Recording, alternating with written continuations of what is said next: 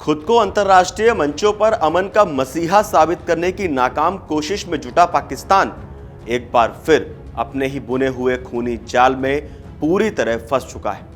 अपनी घरेलू सुरक्षा, चरमराती अर्थव्यवस्था और खुफिया तंत्र की घोर विफलताओं से दुनिया का ध्यान भटकाने के लिए छटपटा रही पाकिस्तानी सेना ने इस बार क्रूरता और कायरता की सारी हदें पार कर दी हैं।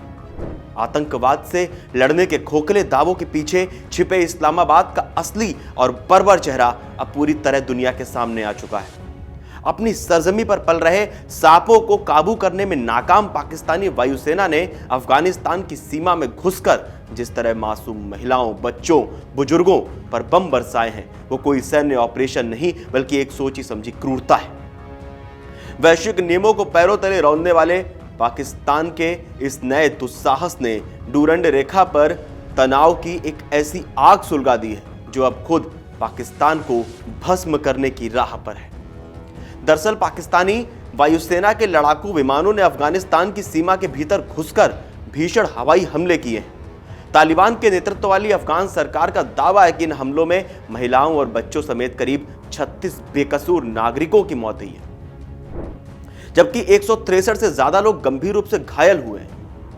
वहीं दूसरी ओर पाकिस्तान का कहना है कि उसने अपनी धरती पर हुए आतंकी हमले का बदला लेने के लिए सीमा पार छिपे आतंकियों को निशाना बनाया है। चलिए इस पूरे मामले को सिलसिलेवार तरीके से समझते हैं कि आखिर सीमा पर यह खूनी खेल चल क्यों रहा है और इसके पीछे की पूरी कहानी क्या है।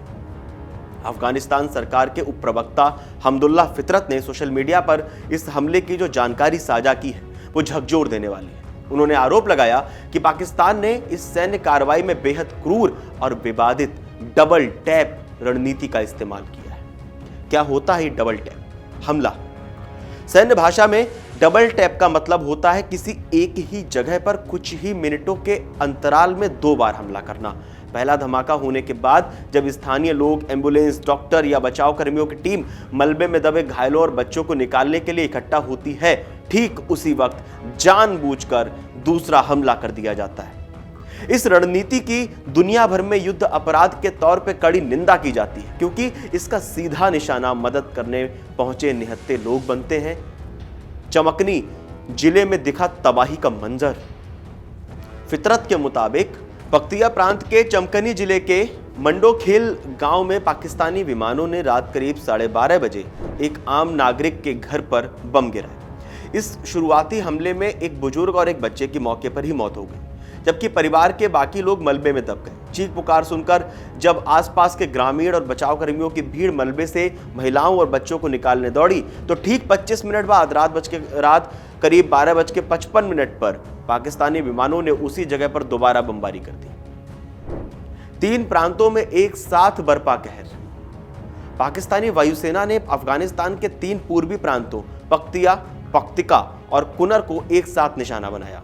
पख्तिया जो चमकनी जिले में पड़ता है, यहां डबल टैप हमले में सबसे ज्यादा 30 लोगों की मौत हुई। दुबई से लौटे एक स्थानीय नागरिक ने बताया कि बमबारी में उनके पड़ोसी बादशाह खान का घर जमींदोज हो गया।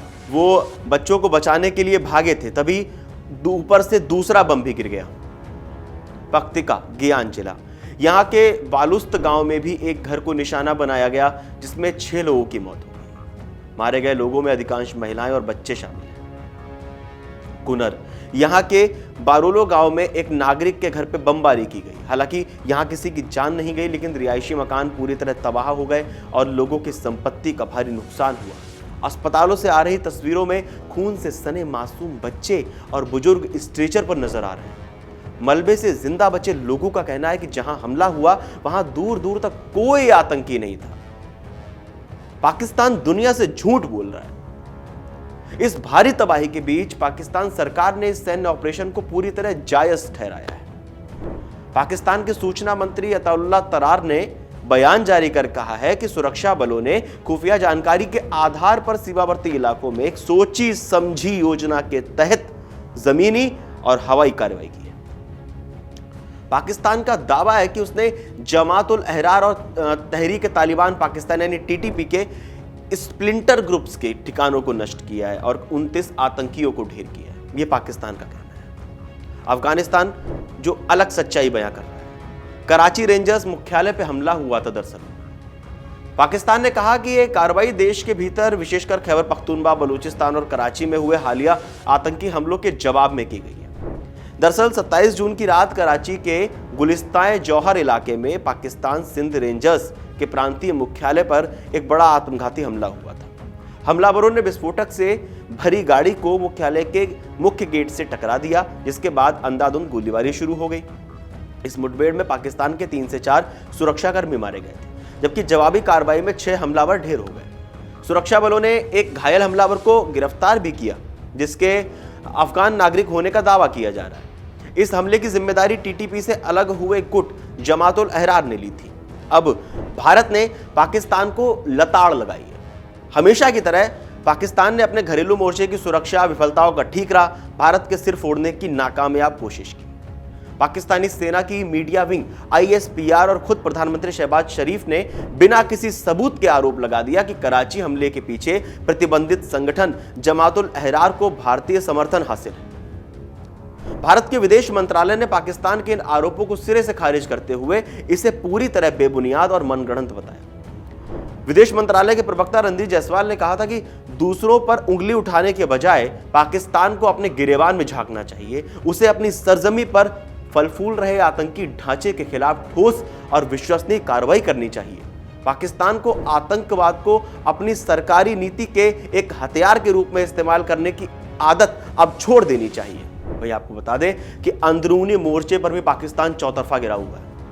यह पूरा घटनाक्रम एक ऐसे समय में हो रहा है जब पाकिस्तान खुद अंदरूनी मोर्चे पे बुरी तरह फंसा हुआ है। आतंकवाद के अलावा वहां मानवाधिकारों के दमन और तानाशाही के आरोप लग रहे हैं। हाल ही में भी पीओके के हमने वीडियोस भी देखे। दूरबीन की प्लेलिस्ट में जाके आप वो मामला भी पूरा समझ सकते हैं कि आखिर वहां क्या हुआ था। बलोच एक्टिविस्ट को उम्र कैद। बलूचिस्तान की एक आतंकवाद रोधी अदालत ने मानवाधिकार कार्यकर्ता महारंग बलोच को उम्र कैद की सजा सुना दी। महारंग बलोच बलूचिस्तान में सुरक्षा बलों द्वारा लोगों को गायब करने के खिलाफ शांतिपूर्ण आंदोलन चला रही हैं।